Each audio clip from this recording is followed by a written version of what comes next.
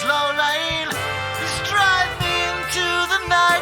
Just keep chasing the lights, 'cause they're all that's been keeping me sane. Hello, and welcome to another episode of the Men's Room podcast with myself, Trav. And myself, Maz. Welcome. Welcome indeed. So why are we here today, Maz? What are we doing? you know what? We asked ourselves this. We recorded one other podcast a week ago, and we're now asking ourselves the question, have we got another one in us? Oh. And you know what? Yes, we have. We've got many. We have, because I remembered my T-shirt today. So we you did? absolutely have got Yeah, another one in us. So those of you watching on YouTube, you probably have a bit of a precursor to what we're going to discuss today. We want to introduce a special guest in about 15 minutes, and they will be discussing their project, Project Rewild. Yes, and indeed. Take Action Man. And we wanted to do a bit of a preamble on catching up about what we talked about last week, and laying the foundation, really, of what this project is about. So we're funded by East Sussex County Council. Yep. The delivery of this project, Men's Health Project and Wellbeing Project, is by HVA, Hastings Voluntary Action. Absolutely. And we become sort of advocates, and we're trying to sort of build more of a network of men in this area to support a wider selection of age ranges, introduce concepts such as understanding anxiety, depression, addiction, and really building a pathway for those men to kind of understand themselves and where they can get help. Yeah, absolutely. It's sort of demystifying it, breaking down the stigmas, really sort of just working through everything that is important about this conversation. And we've been quite active over the last few weeks, generally in Hastings and St Leonards, around sort of building up some of our brand. We have been presenting to local commissioners as well, associated with Hastings Voluntary Action, to basically sort of build this brand into a wider movement around East Sussex. And then, hopefully, the world! The world! It's a pink in the brain, isn't it? Yes, indeed. So it's also still November. So November is Movember month. And a lot of that movement has been around sort of building awareness around mental health, around also cancer, prostate cancer, and testicular cancer. Testicular. Indeed. So checking the chaps regularly, and basically sort of making aware that these things are not just happening in November, but ultimately sort of building awareness around East Sussex and the world, really. No, exactly that. During the Movember period. So I've decided I'm going to walk 200 kilometres this month. I'm 115 kilometres in. Nice. It's the 17th of November. The dog is knackered, and I've not done much work because of it, but it's for a good cause. Absolutely. I've raised £300 out of my £500 target. Nice. So. And there will be links on socials where people can support you and show some love and sponsor you. It'll also be in the description of the podcast as well to show Maz some love. Indeed. And I will be posting my personal bank details, because it'll be resting in my account before it goes to the Movember dudes, just for a short while. That's right. Yeah, just long enough to get a bit of interest. Absolutely. It's all about interest. We're trying to promote interest as well as gain interest. Yes, now that interest rates are pretty high. So going back to the Movember piece, essentially it was very interesting to see what Movember represents. And there's one quote, and I quoted it last week. I just wanted to repeat it, really. Every November is home to Men's Mental Health Awareness Month. Men experience disproportionately high rates of suicide, with death by suicide being the biggest killer of men under the age of 50 in the UK. There are many reasons why men might talk less about mental health, such as societal expectations of masculinity. And we want to make sure that every time we go off on our tangents, we come back to this core theme. And we want to make sure that everything that we kind of like propose as solutions, maybe, to discovering more about how to combat this theme, the more we kind of need to make sure that we keep that theme alive. So what we intend to do on a weekly basis is we're going to build up a number of podcasts that are information portals. Yep. So this will be the first one, and we want to kind of build up a resource that can be accessed online, as well as this is an audiovisual resource that you're hearing and seeing at the moment for local community ventures. So, you gaining access as a man potentially in need to local community ventures and crisis centres, etc. So we're basically talking to a lot of the organisations that operate in this county already, and we're trying to sort of connect them together and make sure that they're accessible to you, the men in need. I would like to touch on a bit about what we've done today, because it's been, we had the Hastings Voluntary Action AGM today, and we was in front of around about 20 or so people, essentially just explaining and talking about what we've been doing and what it's all about. And the interest, I think, is quite well received. Yes, it was. I had a couple of people approach me wanting to talk about how they can get involved. I had one guy coming up to me saying that he's actually got an initiative that he's wanting to start up, and can we support him in that? And I'm like, absolutely, yes, you can. Get in touch through the socials and that. And no, I think it was nice. It was also nice for the guys at HVA to sort of really witness what we've been doing as well. I mean, obviously, JC and Teresa being so sort of closely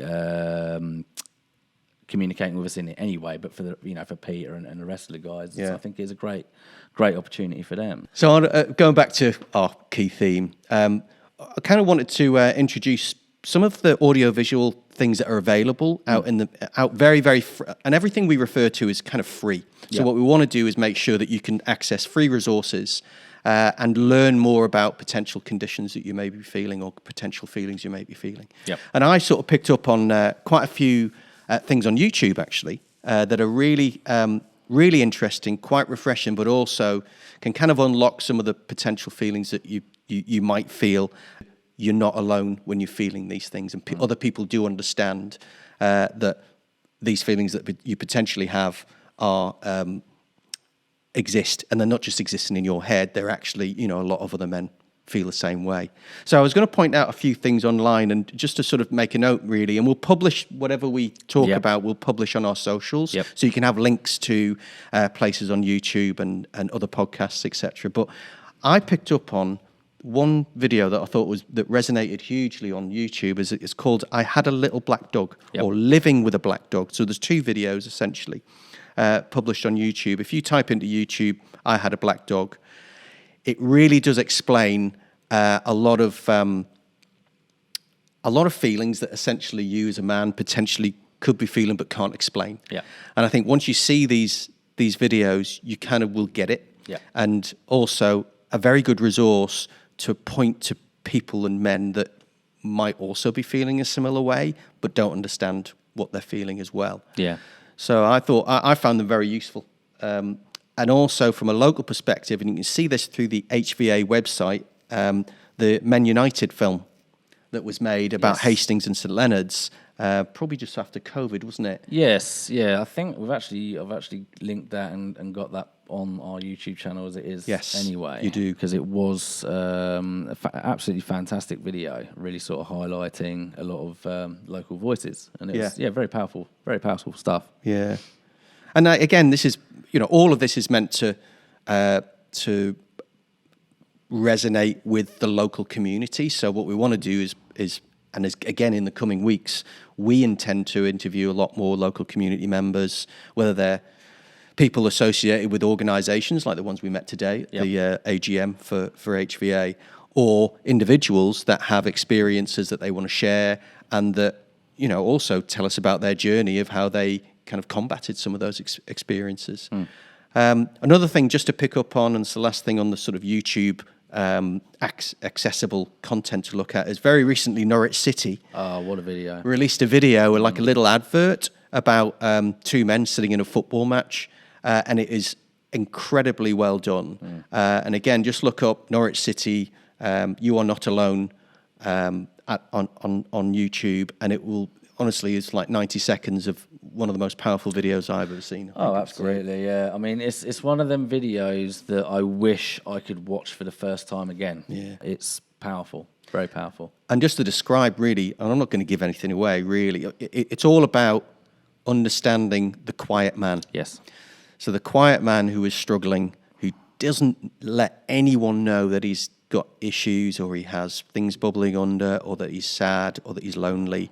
And you can be lonely and still surrounded by people Absolutely, at the end of the day. Yeah. And I think it illustrates that hugely because that's the sort of thing that's one of the themes that we want to pursue with this initiative is to get through to the quiet man. Yes. And to make sure that the quiet man understands that there is support out there that he should be able to access. Yeah. And to make sure also that people around the quiet man can see some of the signs that they need to be aware of. Yeah. So these are just sort of things that we've picked up on and we've researched and we kind of reshare around some of the accessible content that you can see online that you can explore if you do feel a certain isolation or a certain difference in the way that you're feeling as a man. No, exactly that. I mean, that's again leads on to sort of what we're overarching sort of theme is just understanding the signs. It's not so much the fact that men don't talk. It's just we don't necessarily understand the way that men talk. And it's about listening to what's not said sometimes. Yeah, like you say with the quiet man. Yeah. They are generally screaming out loud, but it's in a way that is just not obvious, and it's about understanding those signs. So people are more sort of keyed in to go, I recognise that. Yeah. And so a continuance of that, it's about what we are in coming weeks, we'll try and build a demystification around all of these things, how they differ from each other, and essentially how, you can meet each one of these challenges with some initiatives that can help ultimately. Yes. Things like the subjects outside of that are stress, understanding depression, anxiety, understanding how to deal with bereavement, and also sort of building some spiritual guidance as well, and also healthy eating and exercise. We met a very interesting company today that was based in East Sussex that was all about building a more sustainable food cycle around East Sussex. And our guest will probably touch upon this as well in a few minutes. So all of these subjects are actually sort of part of the process of healing to a certain degree. And it's not just one size fits all when you're feeling some of these things. It is a combination of a lot of these things that we'd recommend you build into your sort of structure of healing. So that is something that we want to kind of continue every week to kind of build up some of that information. Yep. And then subjects that we are going to cover, so just sort of going through the subjects that we are going to cover, we are going to have an episode purely about spirituality and what that means and break that down. We are going to cover bipolar disorder. Yes. We're going to cover grief management. Yep. We're going to demystify, as we say, some of the jargon that is built around mental health. Yep. And I think that can be a confusing element in itself. Absolutely, yeah. Because there's already so much sort of negativity around all of these things. There's so much again stigma around these things that even to mention to someone that, well, I think you might have a bit of a mental health problem there, it's already going to get their defences up. And no, I haven't. I'm not a dangerous person. It's like, no, okay, let's just sit down and talk about it. And that's exactly what we need to. That's what we sort of want to try and do. Yeah. And things like eating habits as well. Yeah, exactly that. They're illnesses. A lot of these things are illnesses that need to be. I mean, it's understood. Like it's self-care. And self-kindness is what it sort of breaks down to. And it's a lot of how you feel within yourself. It does revolve around the way your lifestyle. It revolves around what you eat. If you're eating a lot of pre-processed food or fatty foods, you're going to feel sluggy. You're going to feel generally down. If you're not doing much in the way of getting fresh air or exercise, then you're going to go a bit sort of stir crazy, stuck within your own four walls. But when you start eating a bit better, chucking a bit of fresh fruit and veg into the mix, going out on an afternoon walk or something like that, it's incredible how quickly you don't even notice. It's a gradual improvement, but there will come a point where you'll go, oh wow, okay, I haven't felt like X in quite a long time, and then when you look at it, it's because of the choices that you and changes that you made in lifestyle. So, and what I found with all those things that you just mentioned was it builds a purpose. That's right. So if you set yourself, I mean, I set myself this 200k thing for Movember, but actually it was about me setting myself a purpose for the month. That's right. Yeah. You know, and if then you sort of not only you're kind of letting people down if you don't hit that mark, but you're letting yourself down. So what you do is you find excuses to try and hit that. Yeah. So next month I'm going to set myself 250k, Yeah, and it's not absolutely. necessarily about a charity, but I'm going to sort of set myself goals that I can achieve, and all the things that you talked about eating, about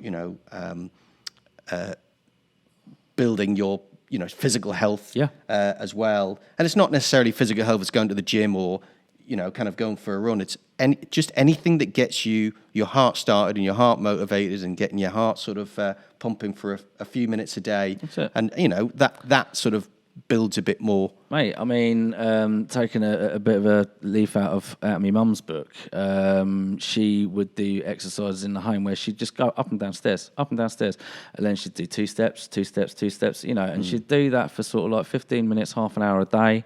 Or throughout sort of various periods throughout the day, and that would just get her sort of blood pumping, and it worked. It was massively beneficial for her. Yeah. But that's the thing. You don't have to go outside. I mean, if you live in a top floor flat like I do, okay, so yeah, you got like the stairs up and down through the flat, or even just literally get a step board, put some headphones in, and just step up, step down, 10, 15 minutes.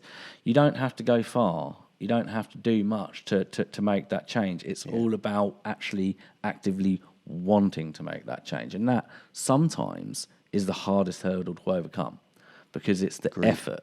And that's not saying that in a negative way. It's saying that in a realistic way, because when you're feeling down and you're feeling blue, or if you're depressed, the last thing you've got is any effort for anything, even opening your eyes. So and that's where the self-care, the self-kindness, and that sort of self-discipline comes into it.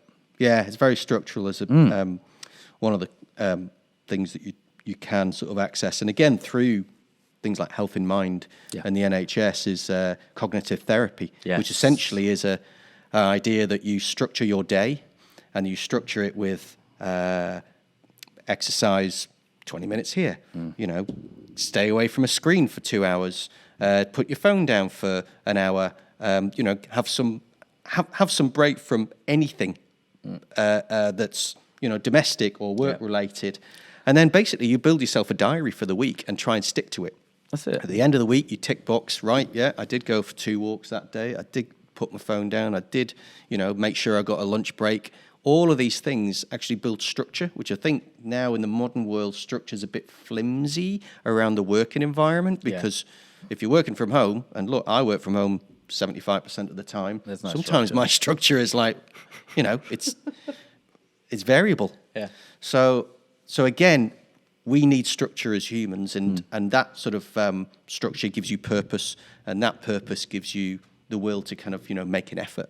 Exactly that. I mean, you can also use technology. I mean, put your phone down, yes, absolutely. But you can also use your phone to help you on this journey, because you can almost sort of set yourself alarms at times throughout the day to just remind you and prompt you. Right, so, 9:30 in the morning, I don't know, obviously if you're not at work, have a glass of water. 2:00 in the afternoon, take a break from screens, go look at a tree. And so you set yourself alarms throughout the day to remind you to have a cold shower, have a glass of water, go for a 15-minute walk. Say something nice about yourself. I mean, gratitude lists are also immensely powerful tools, because if you can start a gratitude list, things that you're thankful for. I'm thankful for the friends I have. I'm thankful for my health. I'm thankful for my glorious beard. If you can create a list of things that you're thankful for, you're changing the way that the negative cycle that you might be in. Rather than focusing on negative things, you're looking at positive things. So if you can build that into your daily structure, just set an alarm and say, write 3 things positive about your day. And it's all part of it, and it's once you start doing it, you're going to sort of realize that you're going to need the alarms and prompts less and less, because it becomes habitual, becomes the schedule that we've been missing. Yeah. I have to admit, when I missed a schedule, and as soon as I put myself in a more scheduled way of life, it definitely picked up my energy. It makes all the difference. Yeah. It does make all the difference, and that structure. And it's, 24-hour news cycle. I remember being as a kid, bedtime was when the Flintstones finished and before the news at 6. Do you know what I mean? But now it's like 24-hour news, 24-hour everything. So. So there's no time to switch off, is there? Exactly that. Yeah. Exactly that. Even when we go to bed, we got the telly in our hand, So that's where we read a book. absolutely. Instead of the telly. Yes. Yeah. More on that soon. Yes. Well, we got some ideas around that. We have indeed. Yes. Christmas Spoilers. is coming. Christmas is coming. So the last few things I was going to pick up on, and we're going to take a break soon and introduce our guest, is other subjects that we're going to sort of bring up. We haven't touched upon the LGBTQ community and diversification and everything that is very relevant for even from a generational point of view. Yeah. So there's a big matrix of who we're sort of trying to speak to here, and the matrix is obviously age related. It's gender still, and it's also everything from a diverse classification. And these are the things that I don't think we even mentioned it last week. I think there's a huge need for, I suppose, men also have very much sometimes a preset attitude of certain things that are unusual to them and alien to them. And I think we need to sort of break down those barriers a lot and actually be a lot more humanistic. I see in the youngsters, so my kids go to school, and when I grew up in Newcastle in 1970s, there was zero tolerance for any sort of diversity whatsoever. Yeah. And you had to almost like engage with it yourself, otherwise you became the one that was unusual. And I think now kids are very, very accepting about sort of diversity. 100%. They're going to grow up to be a much more sort of or less severely influenced generation. Yeah. They're going to be influenced by morality, I think, a lot more. Yeah. And that's the thing. I think it's things that were, for lack of a better phrase, unacceptable back in the day when we were lads, are almost like, well, I can't believe you didn't accept that now. And again, in 10, 15, 20 years' time, things that now are sort of problematic will be like, well, why did you have a problem with that? And that's just natural evolution. But it is wonderful to witness how comfortable someone can feel turning around and saying, I identify as this, or, I'm gay, or and the acceptance, my eldest at secondary school is like, well, yeah, and it's cool. Okay, well done. When are we going to go play football? Yeah. Whereas when I was a kid, it would have been like, haha, and relentless mockery. And whether that was from a place of love or whether it was from a place of hatred, the fact that it was mockery based on misunderstanding and misconception. And it is nice that is changing. But yes, we do absolutely need to discuss that more, because there's still a challenge out there for the LGBTQ community. Yep, there is, absolutely. So we're going to pick up on a lot of these themes in the coming weeks, and we're going to try and make things much more structured. And we're going to be very focused, maybe in one of the subject matters on a weekly basis. Yep. So thank you. We're going to take a break now, and when we come back, we're going to have a special guest, and we'll do the intros then. Lovely. So we'll see you soon. See you, Sean. Let's all go to the lobby. Let's all go to the lobby. Let's all go to the lobby to get ourselves a treat. And we are back. We have a special guest with us today. Do indeed. Mr. Luke Funnell, who runs a project called Project Rewild. Yes. And also a project that you may see in the background over there called Take Action Man. Why don't you tell us about the project that you've created and started and you're running now? Start with Project Rewild, and then we might talk about Take Action Man. Yeah. Yeah, sure. Well, thanks for having me. It's an honour to be on. Project Rewild is the bigger umbrella company that started 5 years ago. It was initially it was more about children, getting children outside more. It's come around from kind of 20 years of experience working with kids and teenagers of all ages, especially as a youth worker, working with teenagers with a lot of emotional behavioural problems. Yeah. But I guess I started it because having worked with children so long, when I work with them in nature, it's just so much more powerful. Building relationships in nature, I just found it inspiring and profound. So I wanted to create something where I could make it accessible for people to come out and get the support they need in nature. Mm-hmm. The other thing was just I had my own young children at the time, and it worried me that they were going to grow up in a world where children weren't playing outside anymore, because I know the benefit of time in nature. So it was set up about 5 years ago, and the children's work grew. We worked in lots of local schools and lots of community work, and then kind of moved on to the adult work. So we've done a lot of groups for all adults in our community, and then a couple of years ago there was some funding from Mind for men's work.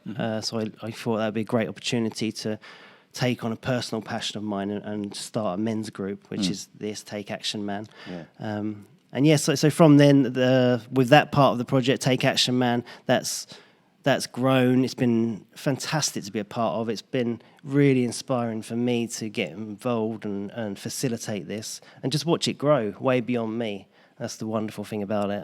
We're really proud of what it's doing at the moment. Yeah. Great. Yeah. And I know you host certainly the Project Rewell. We've got some commonality, haven't we? You host some of that on a Wednesday, don't you, for the kids at Hands of Hope charity? Yeah, over at Hope Farm. Yeah, we're really enjoying it over there. It's a great place. Good. Yeah. So tell us about, because there's a concept behind also that you seem passionate about around the sort of supportiveness of land as well, and and how land is treated. So you're kind of building almost an education piece for children to try and respect land, I suppose. Is that? Yeah, I think that's fair, yeah. Well, I think it's all interconnected. It's when you look at the concept of rewilding in its essence, it's about often reintroducing a natural species, that could be plants, trees, animals, into an ecosystem to improve biodiversity. So I've been involved in rewilding work and conservation work for a lot of years, but I think it's the same with human beings. I think what we're ultimately trying to do is reintroduce human beings back into their natural habitat to improve biodiversity, to improve our relationship with the natural world so we can understand it and care about it and look after it, because ultimately nobody's going to look after or care about something they don't have a relationship with. So building that emotional connection with the natural world is key to everything we're doing. And that leads on to growing food in a sustainable way through permaculture methods. It moves on to conservation work and protecting natural environments. And throughout all of our work, we're teaching young people, children, and not just teaching, inspiring them to care about and have a relationship with the natural world so they will look after it. And you find that presumably in a more rural environment, there's more access to those sort of landscapes that you can bring children to. But what about the challenges of an urban environment? So, this is a really good point you make. Well, in Hastings, where we're mainly based, we are quite lucky. There's a lot of lovely natural wild spaces. Even in council estates where we work a lot, there's still amazing woodlands and little green spaces. I think the project was set up to be accessible, so we want to take it to people in their communities. So somewhere like Hollington, where I grew up, although there's a lot of social deprivation there's also amazing woods and green spaces and wonderful places to go. We hung out as kids all the time. So allowing local children and local adults to come and care about their own natural environment is really close to them. That's really important to me. Even if it's very small pieces of nature, somewhere you can set up little growing spaces on old playgrounds and things like that. It can be done all over the place. You don't have to be... it's lovely to be out in beautiful woodlands and wild spaces, but that's not always possible. We understand that. So it's about bringing it to people. And you say, Hastings then possibly has quite a few spaces that you can utilise, but, the challenges, I suppose, in the modern world is a lot of those green... pastures, and we saw it with Priory Meadow, let's just say. It was converted into a shopping centre, and it was a cricket pitch beforehand. It was an open space, essentially accessible to public. So those spaces are presumably shrinking. Yeah. Not necessarily in Hastings and Leonards, but generally, in inner city. So the opportunities of children having access to those open spaces is shrinking, is it? Yeah, it's shrinking. Yeah, it's shrinking all the time. I think we're all very aware of the alarming rate of wild spaces, green spaces, ancient woodlands that are diminishing in our country and all over. In fact, the UK has I think it's the second lowest rate of woodland in the whole of Europe. It's really poor, actually. I can't remember the exact stats, so I won't make them up, but it's very low. And disappearing all the time. But this is why it's vital and so important that our children and everyone is finding that relationship with nature. So they do care about it. So they don't want, as they grow up, they're not going to want these things to happen. They're not going to see these green spaces destroyed. They're going to be the decision makers of the future. Yeah. So we need them to care and have that relationship. Because if they don't have it, we've got no chance. Our survival as a species literally depends on our relationship with nature right now. Yeah, and we see that as well with the global warming and weather situation as well that's happening. Absolutely, we're abusing the land that we live in. Yeah, and the sea. And going back to something slightly more cheery. Sorry. What do you actually do with the kids? So when you're sort of taking them out into that landscape, what sort of activities do you do? Very little, actually. Part of the key to the work is allowing children spaciousness to be children, to build a relationship with nature. We learn about the natural spaces, ecosystems, trees, plants. We do lots of foraging. In some groups, like the one on Wednesday, we do food growing as well and harvesting. Amazing. So it's all about understanding the natural environment around you better, knowing that you can go out and find food. You can forage food all year round. You can grow food and harvest it. You can make things. You can craft things. That nature just gives us so much back. So a lot of it's educating children on their relationship with nature through doing and understanding. But like I said at the beginning of that question, we also step back a lot. We just let them play and climb trees and get muddy and just build a relationship with nature. I think that's the part of it, isn't it? Because in order to sort of really, truly appreciate nature, you have to first sort of find your own understanding of nature. And I think I spent a lot of time as a kid wandering around Fairlight with my cousin, walking a dog. We'd sort of get into all sorts of mischief, find trees to climb and all that jazz. And I gained a large sort of love and respect for being one with nature. And I think that's something that kids don't appreciate now. And when we talk about sort of getting kids back into nature, it can almost feel like a bit of a chore. So taking that approach of allowing the child to explore their own understanding, I think is fantastic. Yeah. And this is for young children, essentially. What primary school age? No, all age children.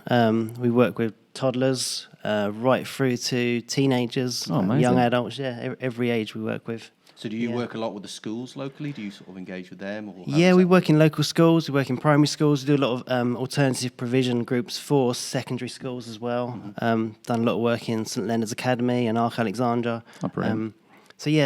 Across the board, all ages. Oh, cool. And then sort of moving up through the gears, Take Action Man. Yes. So how did that come about? You said that you had an interest factor, that this really motivated you to kind of start some movement around this. Yeah. What was the sort of background of it, and what's it developed into? So Take Action Man. It was a really exciting project for me to start. I guess mainly because I'm a man. I am a middle-aged man, and I do. So are we all. Yeah. So, as you know, life just gets hard, and I've struggled with my mental health and my well-being a lot as I've got older, But one of the things for me personally that helped me is doing a few years of kind of deep nature ecology, nature connection work, really learning to build my relationship with nature again. And it was so empowering and profound for me to go through these experiences and these processes that I wanted to share that with other people in the hope that it might help others. I think if people can understand and feel their connection to the natural world again, it just opens up so much in us. And I'm so passionate about that that I really want to facilitate and open spaces for men and everyone to experience these things. With the men's group, Take Action Man, the idea was to make it accessible. Because you read lots of literature on the idea that men don't engage in a lot of men's work. So I looked at, I knew I wanted to do outdoor stuff, 'cause that's what I do, but I looked at some research that Mind had done on things that men want to do. And some of the biggest ones were all nature-based things. So fishing was one of the highest ones. Walking and hiking, going into the woods, bushcraft was quite high. So I kind of took the things I thought I could offer, that I was good at, and then found other men around me that were good at offering alternative things that I couldn't offer. So we started off with doing, I ran bushcraft and survival days in the woods just to get men out having fun, playing in the woods, learning new skills. And we had hiking and walking days, which a friend of mine leads all over the East Hill and the Fire Hills. We have fishing days. I can't fish at all, personally, but I've got a guy who's an amazing fisherman, and he does the fishing groups. And they're really popular. Is it sea fishing? Sea fishing, yeah. We live in Hastings. It's so good. We've got that amazing resource there. It's there. A lot of the amount of men who've come to those groups have never fished in Hastings. I mean, I'm one of them. But, I've never fished. But it's amazing to once they go and have that experience, they really enjoy it. And we do. It started with those, and then it kind of grew. So now we do cold water swimming sessions, because that's amazing. It's been amazing for my mental health, and a lot of men get so much from it. We also meet up once a month for a fire circle, which is just one evening every month where it's a chance just to come and sit around a fire in the woods and just talk openly. You've got one coming up in December, is it? 11th of December, was it? I think so, yes, the second Monday of every month. So yeah, the fire circles are amazing. That's much more a space to really speak openly and be held in the middle of a woods. So that's great. And we do all that, and it's kind of expanded out into doing other things as well. But it's all nature based. It's all accessible. It's all around Hastings and St Leonards. All free, obviously. And the only other element we put into it was the online support group, just because I was aware that having these things is great, but there has to be somewhere for men to kind of arrange meetups, share photos, get to know each other a little bit more. So we've got that as well. So that's some of the stuff we do. Yeah, I mean, I didn't know about the online support group. I don't think. So I mean, that's really interesting, because that is something that I think is hugely beneficial.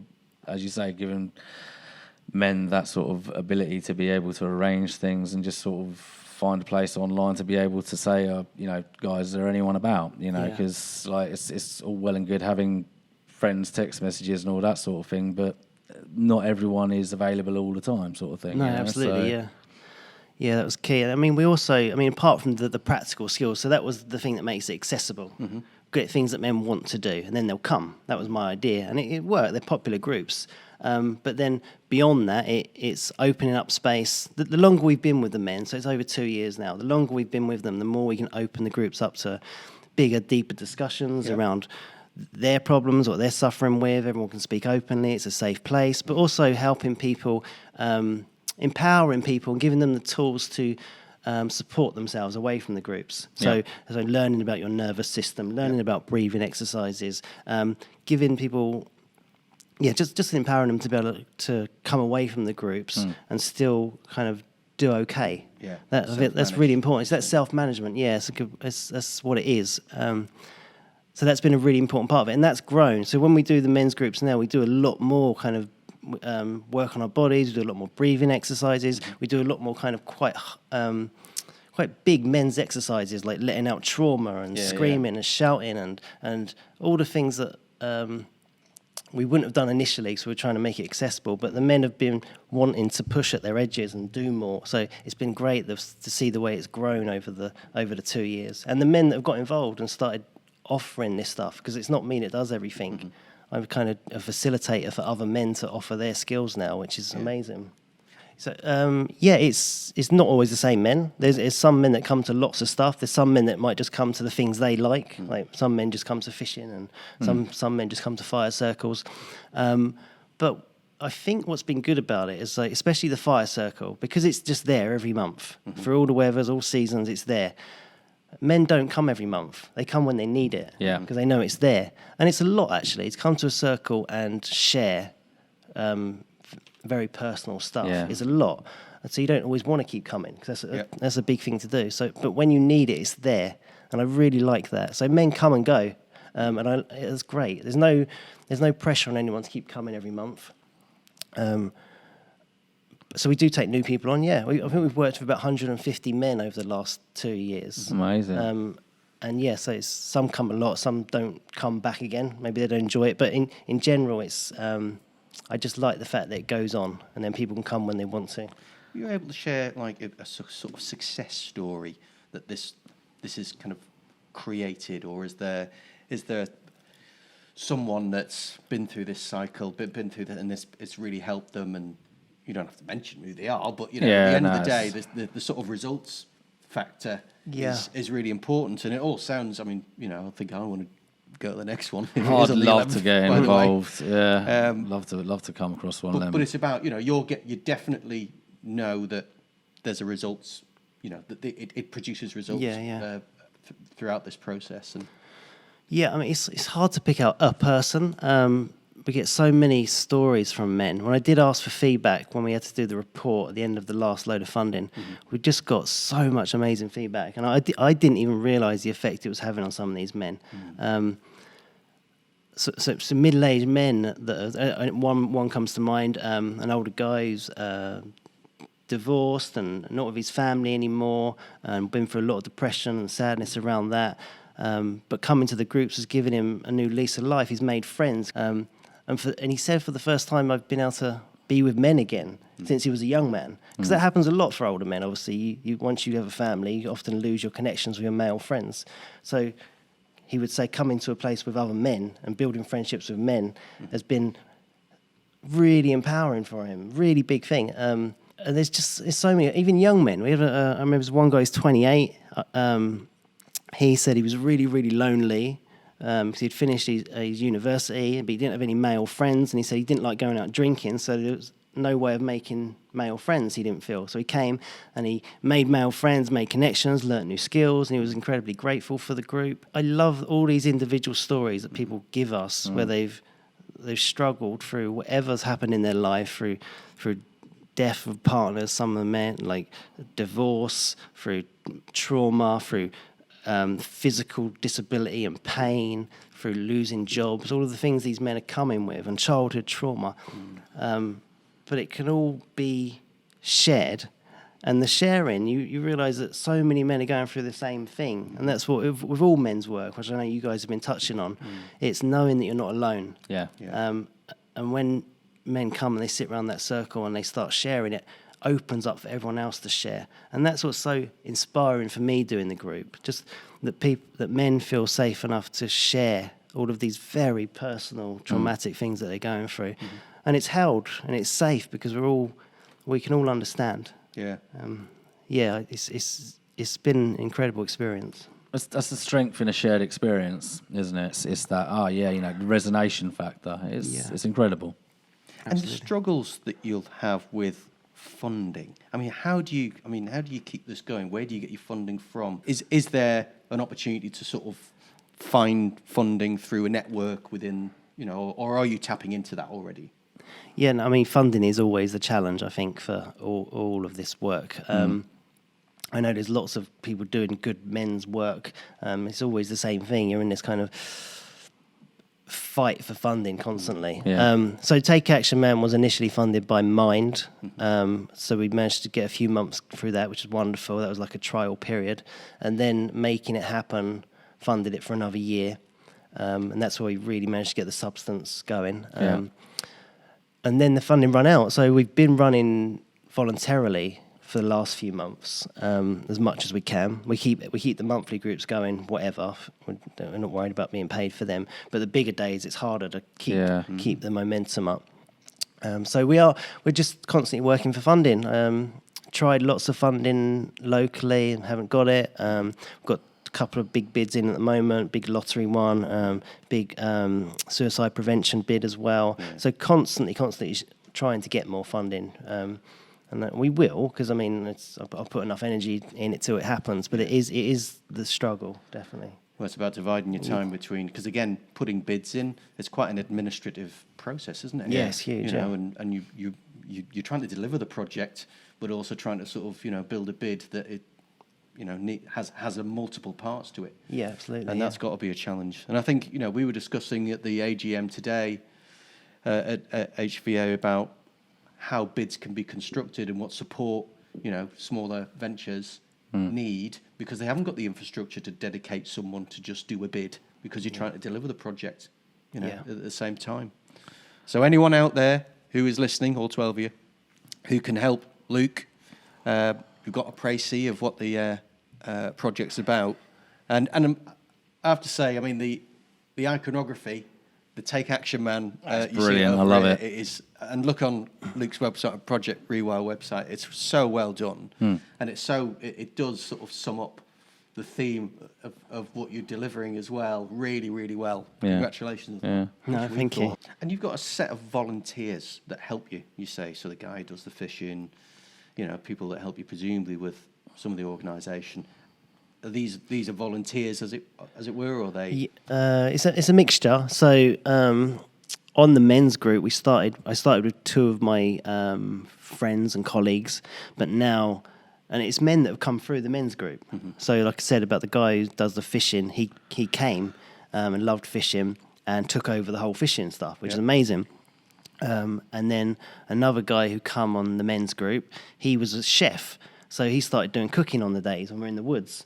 And we were doing foraging. He was cooking it. It was amazing. I'm like, you're such an amazing cook. Mm-hmm. So now he does all of the cooking on our kids' days when we do free lunches for kids on our days and the holidays, and he comes and does them. And we've got another man who does a lot of the walking stuff. He initially was a volunteer. We've got men who bring different skills, somatic exercises, breathing exercises, drumming around the circle, things like that. So what I love about the project with this one, Take Action Man, is that it's the men's group. So if they've got a skill they want to add to it, they can. Mm-hmm. So I always wanted it to grow out beyond me, which it does now, and that's what it should be. That's what it's about, isn't it? Yeah. It's got to be more. It's more than the individual. The movement becomes an entity in and of itself. Yeah, definitely. So Luke, how do people get in touch? How do they find you? Online or in any way? Yeah, well, we have a big online presence. It's all under Project Rewild. So if you put up Project Rewild, it will come up on any search engine. Mm-hmm. On the website, you find Take Action Man. Contact me directly by phone or email. And we're about. We try and get to community events. People can see us and come and talk to us as much as possible. Just contact us, have a chat. There's no pressure on any of this. It's not. Once you sign up, it's not like you have to be there. It's not like you have to come every week or commit to anything. It's a space that's there if you want it. That is something that is so important in what we're doing and what we're talking about here, just that there is no pressure for anyone to do anything. It is just a thing that people can do should they wish to do it. Yeah. And I think that is amazing. It's in discovering what you've done, not just with Project Rewild, but also with Take Action Man. It's just one of them things that really lifts your spirits. From the point of view of men's mental health, even just the whole project that you're doing, from my point of view, is just so uplifting and amazing. And I really, truly want to thank you for what you do. Yeah. Oh, thank you so much. That's really kind of you. And we always end, well, we're only two episodes in, we always end with a bit of a hug. Don't we? Oh, yeah, we're going to have a three-man hug. Yeah. Photo opportunity. Thank you, Luke. Appreciate your time. You're welcome. Yeah, nice one. Thanks. It's a pleasure.